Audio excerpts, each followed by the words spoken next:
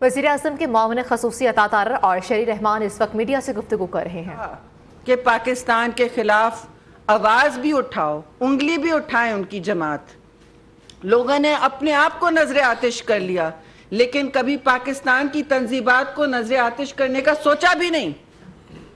ان کی بیٹی، ان کی بیگم شہید نصرت بھٹو صاحبہ، ان کی بیٹی شہید رانی بھٹو صاحبہ انہی کنٹونمنٹ سے گزرتی گئیں جب وہ واپس آئی ہیں پاکستان، ضیاء الحق کا راج دیکھتے ہوئے. لیکن کسی نے چھاؤنی کی طرف بھی نظر کی نہیں، سوچا بھی نہیں، اور نہ سوچا کبھی کہ پاکستان کی عوام کو تکلیف دی جائے یا مسلمان امت کو اس طرح تکلیف میں ڈالیں کہ اپنا گٹھ جوڑ سامنے لے آئیں. یہ ان کی حامی بھرنے کے بغیر ہوا ہوگا. اب وہ جو چاہیں کہیں، ہم بھی جانتے ہیں لابینگ کے کیا مقاصد ہوتے ہیں اور کہاں تک یہ لابینگ پہنچتی ہے. یہ کیپٹل ہل سے چل رہی ہے اور کہاں تک پہنچتی ہے ہم دیکھ رہے ہیں. امریکہ سے تو میں ہمیشہ یہ کہوں گی کہ انہوں نے کہا کہ ہم پاکستان کے معاملات میں نہیں حصہ ڈالنا چاہتے، ہم وہاں سے الگ رہیں گے. ہم بالکل جو بھی پاکستان کی حکومت ہے ہم نے اس پر کچھ نہیں کہا، لیکن ان کی کوشش یہی رہی ہے تو ایک طرف سے نہیں تنقید کروا سکے، کہیں اور پہنچے، پاکستان کے دشمنوں کے پاس پہنچے جن کے تانے بانے بھارت اور کشمیر کے خلاف جو تشدد ہوتا ہے. ان گنت دفعہ ہم یہ یاد دلا چکے ہیں کہ یہ ان کا بھی بھارت اور اسرائیل کے تانے بانے جڑے ہوئے ہیں. خاص طور سے جو اس وقت ایکسٹریم ریاستی امور ہیں ان کے، جو اس وقت مودی سرکار ہے، ان کا تو یہی ایک طریقہ کار ہے، اور ہوں گے ہندوستان میں، لیکن اس وقت جو صورتحال ہے وہ یہی ہے. ایکسٹریم رائٹ اسرائیل اور ایکسٹریم رائٹ ہندوستان کے ساتھ. اب وہ جب ان کی حمایت کرنے لگے تو پتہ چل گیا کہ 9 مئی سے کس کو فائدہ ہوا ہے. بھائی آخر یہ یہی چاہ رہے تھے، یہ وہی لوگ ہیں جو چاہتے کہ آئی ایم ایف پاکستان کو نہ اپنے آگے ایکسٹینڈ کرے اگریمنٹ. وہ چاہتے تھے پاکستان دیوالیہ ہو جائے، چولہے میں جائے، کوڑے میں جائے. لیکن ہم اپنی انا پرستی سے کبھی پیچھے نہیں ہٹیں گے. اللہ نہ کرے کہ کوئی وزیر اعظم یا کوئی سیاستدان پاکستان میں سابق ہو، دوسرا کوئی بھی ہو، کسی کو تذلیل کی، ہم کسی کی تذلیل کی حمایت نہیں کرتے، نہ ہم نے کبھی سیاسی قیدی رکھے ہیں اپنے دور میں. لیکن یہ اپنے آپ کو ہر عدالت سے، ہر قانون سے ماورا کیوں سمجھتے ہیں کہ ان کو اگر عدالت سے اٹھایا گیا تو وہ یہ ان کی بے عزتی تھی. باقی لوگ چور ڈاکو ہیں، یہ تو دودھ میں دھلے ہوئے ہیں. آخر اب تو وہ اسرائیل کے میں سمجھتی ہوں ان کے پانی میں دھل چکے ہیں، اور ان کو اس پر یہ تو ان کے لیے بڑی فخر کی بات ہے. میں کسی کی فیملی کے بارے میں بات نہیں کروں گی، چاہے وہ جتنا کریں، وہ جتنا اپنی گند اچھالیں، اپنے ٹرولز کو ٹویٹر پہ ہر جگہ. لیکن سوچنے کی بات ہے کہ جو پاکستان کی ریاست، پاکستان کی عوام، اس کی عیدی ایمبولنسز، اس کے ریڈیو سٹیشنز، اس کے شہداء کے مونیومنٹس، حساس تنصیبات، ہر چیز پر حملہ آور ہو، ہر چیز کو کہتا ہے جلاؤ. مجھ پر اگر کوئی میرا بال بھیگا تو پھر دیکھیے کیا ہوتا ہے. یہ ان کا پیغام تھا. وہ انہوں نے زیادہ اپنے آپ کو سمجھ لیا. اللہ کی لاٹھی بے آواز ہوتی ہے، ہم ہمیشہ کہتے رہے، پارلیمان میں بھی کہتے تھے، پریس کانفرنس میں بھی کہتے، اتنے ہی مظالم ڈھائیں اپنے سیاسی مخالفین پر جو آپ خود سہ سکیں. What goes around انگریزی میں what goes around comes around. یہ اللہ کی یہ مکافات عمل ہوتا ہے جی. تو یہ باتیں ان کے سب کے سامنے آ رہی ہیں، مگر مجھے افسوس سے کہنا پڑ رہا ہے کہ پاکستان کی پوری تاریخ میں کوئی ایسا سیاستدان کبھی ہم نے نہیں دیکھا، نہ اس نے جنم لیا ہے، نہ کبھی اس نے آواز اٹھائی ہے. کسی بھی سیاستدان نے، کسی بھی وزیر اعظم نے، خاص طور سے کبھی سابق وزیر اعظم نے اس طرح پاکستان کے خلاف تواتر پاکستان دشمن کیمپین نہیں چلائی ہے. اسے پاکستان اگر اسرائیل اور بھارت آپ کی حمایتی کر رہے ہیں، آپ کی تنظیم کا، اس کا کیا مطلب ہے کہ دیکھیے ان کے ساتھ کیا ہو رہا ہے. ہائے ہم جو مظالم ڈھاتے ہیں، جس پر ساری دنیا اب ہم کو تنقید کا نشانہ بنا رہی ہے، وہ تنقید کے نشتر برسا رہا ہے پاکستان پر، ہماری ریاست پر. ہمارے ہیومن رائٹس ریکارڈ پر، جبکہ رپورٹیں آ چکی سب کے سامنے. خواتین کے ساتھ کیا ہوا وہ سب سامنے آ گیا، کس کے ساتھ کیا ہوا. اور ہم پھر کہیں گے، میں پھر یہ کہوں گی کہ ہم کسی کو نہیں چاہتے کسی کے ساتھ ایسا نہ ہو کہ قانون کی ڈیو پروسیس نہ ہو، لیکن پاکستان کے قوانین ہیں، یہ کوئی جنگل نہیں ہے. وہ چاہ رہے تھے یہ جنگل بن جائے، لیکن یہ جنگل نہیں ہے جی. یہ جنگل کا قانون نہیں چل رہا یہاں پہ. یہ جنگل جو وہ چاہتے تھے، جس کے وہ بادشاہ بننا چاہتے تھے، یہ وہ سرزمین نہیں ہے. جس حال میں انہوں نے چھوڑا ہے بدحالی کا، قرضہ لے لے کے جو 70 سال میں پاکستان نے نہیں لیا، اس کا ہم سامنا کر رہے ہیں جی. اس کا ہم سیاسی سامنا کر رہے ہیں. ہم آئے کہتے کہ ہم پاکستان کو بچائیں گے، ریاست کو بچائیں گے. ٹھیک ہے جی. پرائم منسٹر شہباز شریف نے ہمیشہ کہا ہے کہ میں ریاست کو بچاؤں گا، سیاست کو نہیں. میں اس تنظیم سے ہوں جہاں میری لیڈر شہید ہو گئی کہتے کہ میں پاکستان کا جھنڈا واپس سوات میں لگاؤں گی، میں بچاؤں گی، ہم بچائیں گے، ہم جانے دیں گے. اور ایک طرف یہ ہیں. تو میں اب اپنے کولیگ عطا طارر صاحب کو کہتی ہوں کہ آپ کچھ اپنے کلمات، مجھ سے بہت زیادہ ان کے بہتر ہوں گے، کلمات شیئر کریں. وکیل بھی ہیں، آپ کو اور پیچیدگیوں میں یہ لے کے جائیں گے. مجھے کہیں پہنچنا ہے، میں ضرور اس کے بعد تھوڑی دیر بیٹھتی ہوں اور پھر آپ سے معذرت چاہتی ہوں. بس یہ یاد رکھیں کہ جو بھی پاکستانی اس کی مذمت کرے وہ کم ہے، اس عمل کی جو مذمت کرے وہ کم ہے جی. شکریہ. بہت شکریہ جی. شہری رحمان صاحبہ نے بڑی تفصیل سے روشنی ڈالی. یہ معاملہ بہت سنگین نوعیت کا معاملہ ہے. یہ معاملہ پاکستان کی سالمیت سے متعلقہ معاملہ ہے کہ ایک ایسا ملک جس کے خلاف ثبوت موجود ہیں انسانی حقوق کی خلاف ورزیوں کے، اور سنگین ثبوت موجود ہیں کہ نہتے فلسطینیوں کی جو موومنٹ ہے اس پر کس طرح سے مظالم ڈھائے گئے، کس طرح سے میں ورڈ جینوسائیڈ یوز کروں گا، مسلمانوں کا جینوسائیڈ کیا گیا، جسے نسل کشی کہتے ہیں، نسل کشی کی گئی. اور وہ آج بھی مظالم جاری ہیں، کبھی غزہ میں، کبھی ویسٹ بینک میں. اور آپ دیکھیں کہ مسلمانوں کے ہاتھوں میں ہتھیار نہیں ہوتے، مگر اسرائیلی فوج جس طریقے سے جدید ہتھیاروں کا استعمال کرتی ہے، آج وہ اسرائیلی گورنمنٹ 9 مئی کے واقعات کے حوالے سے اقوام متحدہ چلی گئی ہے. آپ تاریخ کا جبر دیکھیں اور یہ ستم ظریفی دیکھیں کہ 9 مئی کے حوالے سے ہم ڈے 1 سے یہ کہہ رہے تھے کہ یہ ملک دشمن کاروائی ہے. یہ جنہوں نے کروائی ہے ان کے تانے بانے ملک دشمنوں سے ملتے ہیں. اور اسرائیل کا اقوام متحدہ میں جانا اور یہ کہنا کہ پاکستان میں پرامن احتجاج کی اجازت نہیں ہے، پاکستان میں انسانی حقوق کی خلاف ورزیاں ہو رہی ہیں، اس سے یہ بات ثابت ہو گئی کہ جو حساس بلڈنگز کو نشانہ بنایا گیا، شہداء کی یادگاروں کی بے حرمتی کی گئی، سرکاری املاک کو نقصان پہنچایا گیا، پاک فوج کی سینسٹیو بلڈنگز پہ حملہ کیا گیا، وہ محض اتفاق نہیں تھا، وہ بائی ڈیزائن تھا. اور حکیم سعید مرحوم آج سے کئی دہائیاں پہلے یہ پیشن گوئی کر گئے تھے کہ پاکستان میں ایک ایسا لیڈر آئے گا جس کے تانے بانے اسرائیل سے ملتے ہوں گے، جو اسرائیل میں لابی کرے گا. اور لابنگ فرم، جس طرح شہری رحمان صاحبہ نے پوائنٹ آؤٹ کیا، لابنگ فرمز ہائر کرنے کا مقصد کیا ہوتا ہے. اور میں فورن فنڈنگ کیس کا بھی ذکر کرنا چاہوں گا. فورن فنڈنگ کیس میں جن اسرائیلی شہریوں کی طرف سے مالی امداد تحریک انصاف کو دی گئی، بیری سی شنیپس نامی آدمی، وہ کیوں دی گئی؟ دنیا بھر میں الیکشن کی جو فنڈنگ ہوتی ہے، آپ کسی بھی جماعت کو جب اس لیے کرتے ہیں کہ جب وہ جماعت برسر اقتدار آئے گی تو وہ آپ کی ایجنڈے پہ مبنی پالیسی سازی کرے گی، پالیسی تیار کرے گی. تو اب سمجھ آئیے کہ فورن فنڈنگ سے لے کے 9 مئی تک اس جماعت کے خلاف جتنی بھی ثبوت موجود ہیں، جو بھی واقعات رونما ہوئے ہیں، اس کے تانے بانے بین الاقوامی سطح پر اینٹی پاکستان جو ایک اسٹیبلشمنٹ ہے، یہ اینٹی پاکستان جو سینٹیمنٹ ہے، اس سے جا کے ملتے ہیں. ورنہ کسی اسرائیلی شہری کو کیا ضرورت ہے کہ وہ ان کو پیسے بھجوائے؟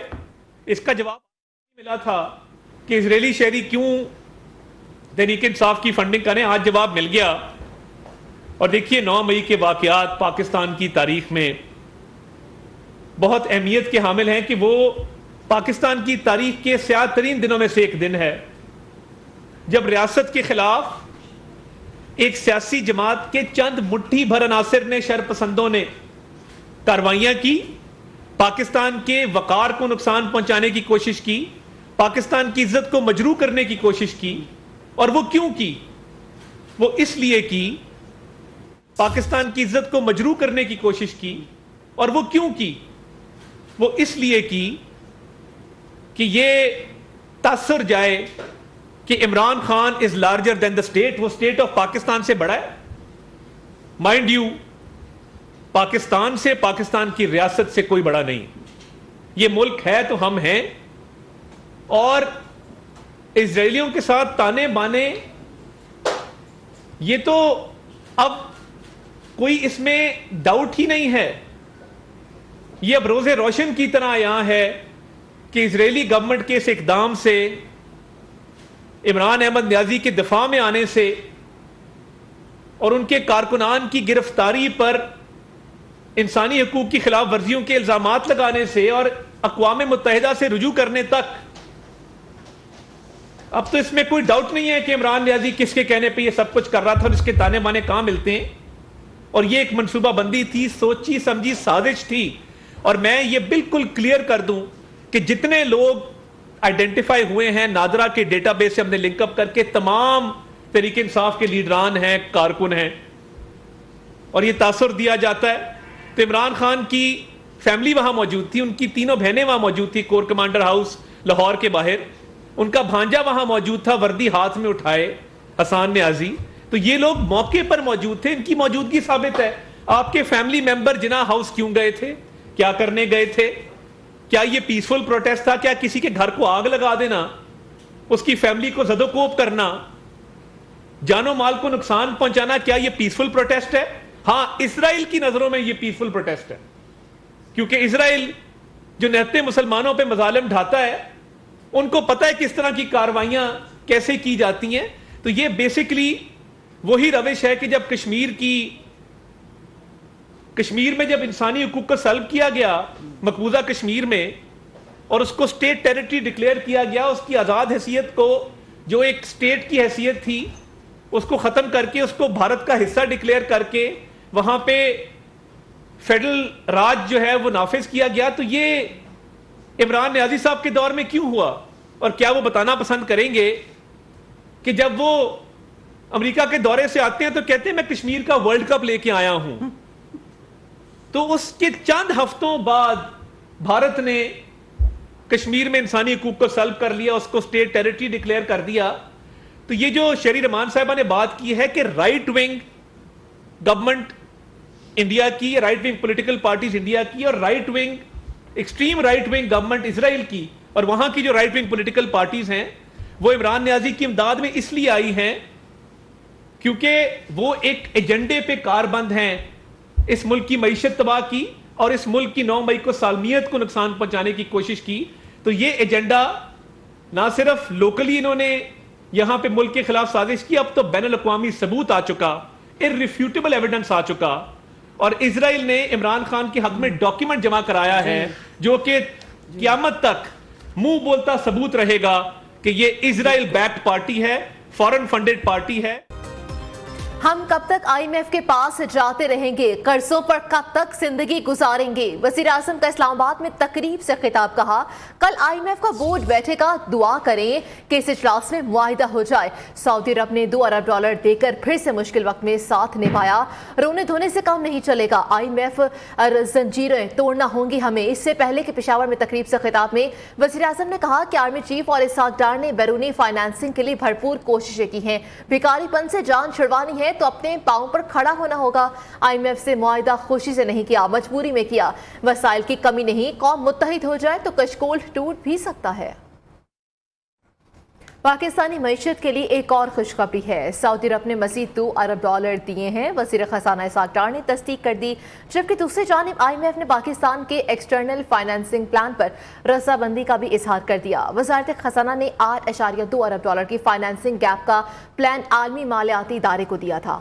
सऊदी अरब ने $2 अरब स्टेट बैंक के अकाउंट में जमा करा दिए। वजीर खजाना इसहाक डार कहते हैं माशी मामलात बेहतरी की तरफ जा रहे हैं। हुकूमत, वजीर आजम और आर्मी चीफ की तरफ से सऊदी हुकूमत का शुक्रिया अदा करता हूँ। सऊदी अरब समेत दीगर दोस्त ममालिक ने हर मुश्किल में पाकिस्तान का साथ दिया है। स्टेट बैंक के अकाउंट में वो क्रेडिट आ चुका है और ये पाकिस्तान के फॉरेन एक्सचेंज रिजर्व्स में बिल्कुल सीधा यानी एक इजाफा होगा अल्हम्दुलिल्लाह। मैं इस मौके के ऊपर जनाब वज़ीर आज़म मियां मोहम्मद शहबाज शरीफ साहब की तरफ से इस सारे प्रोसेस में army chief general Asim Munir साहब ने, हरमैन शरीफैन किंग सलमान और फिर crown Prince his royal highness crown Prince Mohammad बिन सलमान और उनकी लीडरशिप का शुक्रिया अदा करता हूँ। IMF पाकिस्तान के एक्सटर्नल फाइनेंसिंग प्लान पर रजामंद हो गया। वजारत खजाना के भेजे गए $8.2 अरब की फाइनेंसिंग गैप का प्लान कबूल कर लिया गया। जराये के मुताबिक चीन से $3.5 अरब, UAE से $1 अरब की फाइनेंसिंग हासिल की जाएगी। एशियाई तरक्याती बैंक $50 करोड़ और आलमी बैंक भी $50 करोड़ देंगे। IMF से $3 अरब कर्ज मुआहदे के तहत हासिल किए जाएंगे। IMF एग्जीक्यूटिव बोर्ड इजलास से कबल एक्सटर्नल फाइनेंसिंग का प्लान मंजूर होना लाजमी था। वफाकी वज़ीर इत्तलात मनी मोनिक सेफ ने कहा कि IMF के मुआहदे से मुल्क की मईशत इस्तेहकाम मिला है। हमने दीवारें फैलांग कर नहीं, वज़ीर आज़म को नहीं हटाया, बल्कि अदम एतमाद आईनी तरीका है। सियासी इंतकाम लेते तो इमरान खान 13 अप्रैल को जेल में होते। कानून और अदालतों से भागने के लिए 9 मई जैसा स्याह दिन बर्पा किया गया। इस दिन PTI के गुंडों ने रेडियो पाकिस्तान को जलाया। रियासत को ललकारने वालों को हिसाब देना पड़ेगा। 9 मई के वाक़े में जो यहाँ फोर्ट था उसको जलाया, स्कूल जलाया, हस्पताल जलाई, एम्बुलेंस जलाई, शोहदा के जो यादगारें थीं, उनकी एम्बलेम्स थीं, उनकी बेहुरमती की गई, उनको तोड़ा गया। इसलिए वोट नहीं दिया था पाकिस्तान की आवाम ने। पाकिस्तान की आवाम ने मुल्क को तामीर करने के लिए वोट दिया था, मुल्क को जलाने के लिए वोट नहीं दिया था। PTV को जलाने वालों ने रेडियो पाकिस्तान पे हमला किया, रेडियो पाकिस्तान की बिल्डिंग को जलाया। एक शख्स है जो हर वक्त अपने झूठ के ज़रिए, प्रोपेगेंडा के ज़रिए, साजिश के ज़रिए, फितने के ज़रिए हर वक्त उसके साजिश के अंदर मसरूफ़ रहता है। वोट ऑफ नो कॉन्फिडेंस के ज़रिए एक हुकूमत पहली दफ़ा आइनी तरीके से किसी भी वज़ीर आज़म को वोट के ज़रिए से पार्लियामेंट से हटाया गया। आगे बढ़े, आपको बताएं कि $2 अरब आते ही रुपए में जान आ गई है। इंटरबैंक में डॉलर $1.23 सस्ता होकर $278.57 का हो गया। ओपन मार्केट में डॉलर $283 पर मुस्तहकम है। उधर स्टॉक मार्केट में तेजी का रुझान बरकरार। 100 इंडेक्स में 570 पॉइंट्स का इजाफा। इंडेक्स 45,156 पर बंद हुआ। दुबई मुलाकातों में शहबाज शरीफ पर इत्तेफाक की कोई बात नहीं हुई। अगले वज़ीर आज़म बिलावल भुट्टो होंगे। वज़ीर आला सिंध मुराद अली शाह ने वाज़े कर दिया, कहा कि इलेक्शन के बाद पीपल्स पार्टी सिंध ही नहीं बल्कि पूरे पाकिस्तान में बड़ी पार्टी होगी। निगरान सेटअप का फैसला मुशावरत से होगा। असेंबली की मुद्दत खत्म होने के बाद 2 माह में इंतखाबात होंगे। पीपल्स पार्टी इलेक्शन में जाने के लिए तैयार है। पाकिस्तान पीपल्स पार्टी इंशाल्लाह ताला अगले इंतखाबात, और मैं आपको ये बता रहा हूँ, बहुत चेमंगई होती है, बहुत बातें होती है। मैं सिंध का चीफ मिनिस्टर हूँ। इंशाल्लाह ताला असेंबली अपने मियाद ख़त्म करके 2 महीने में इंतखाबात होंगे और पाकिस्तान पीपल्स पार्टी ना सिर्फ सिंध में बल्कि पूरे पाकिस्तान में सबसे बड़ी पार्टी बन के उभरेगी। और अगर सबसे बड़ी पार्टी होगी तो प्राइम मिनिस्टर कौन होंगे, वो आपने ही नाम ले लिया पहले, तो इंशाल्लाह ताला बिलावल भुट्टो जरदारी होंगे। पीपल्स पार्टी सहाफियों के साथ खड़ी है, चाहते हैं कि मीडिया को इज़हार राय की पूरी आज़ादी मिले। वज़ीर इत्तलात सिंध शर्जील मेमन की मीडिया से गुफ्तगू कहा, चेयरमैन PTI की सोच आमराना, इस जैसा डिक्टेटेड मुल्क में पैदा भी नहीं हुआ। सरबराह तहरीक इंसाफ ने जो बोया वो आज काट रहा है।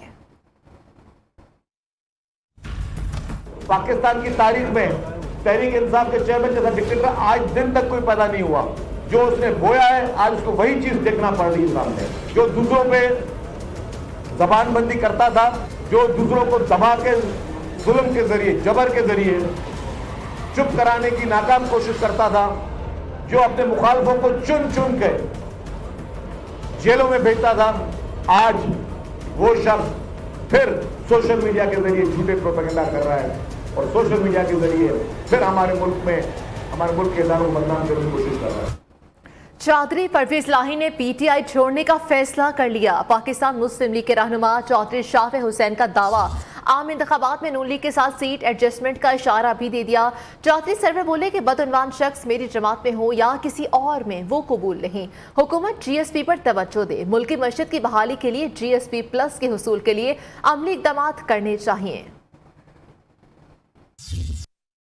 दिन रात जो है डिस्ट्रिक्ट वाइज जो हम मीटिंग्स कर रहे हैं और इसमें जो है ऑन ग्राउंड जो कैंडिडेट्स हैं उनके साथ भी हमारे से राब्ते हैं और हमारी उनके साथ मीटिंग भी चल रही हैं और मुख्तलिफ डिस्ट्रिक्ट्स में काफ़ी जो पोटेंशियल कैंडिडेट्स हैं वो हमें जो है ज्वाइन भी कर रहे हैं। सनती रेवोल्यूशन हमें लेके आना है। जीएसपी प्लस जो कि बड़ी मेहनतों के साथ, बड़ी लॉबी के बाद हमें पाकिस्तान को आज से 10 साल पहले मिला था और आज उसका दोबारा रिव्यू हो रहा है। या जीएसपी प्लस ना मिलने का नुकसान जो है आम आवाम को होता है, बड़े लोगों को नहीं होता। तो हमें ये केस जो है यूरोपियन यूनियन में पुट करना चाहिए, उसके लिए स्ट्रगल करनी चाहिए, कोशिश करनी चाहिए, लॉबी करनी चाहिए ताकि अगले 10 साल के लिए हमें जीएसपी प्लस जो है वो यूरोप से जो है मिल जाए।